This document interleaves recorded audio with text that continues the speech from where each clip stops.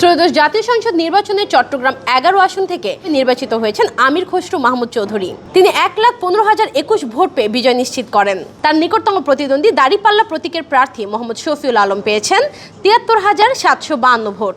এই আসনে মোট ভোটার সংখ্যা ছিল 4,95,278 জন।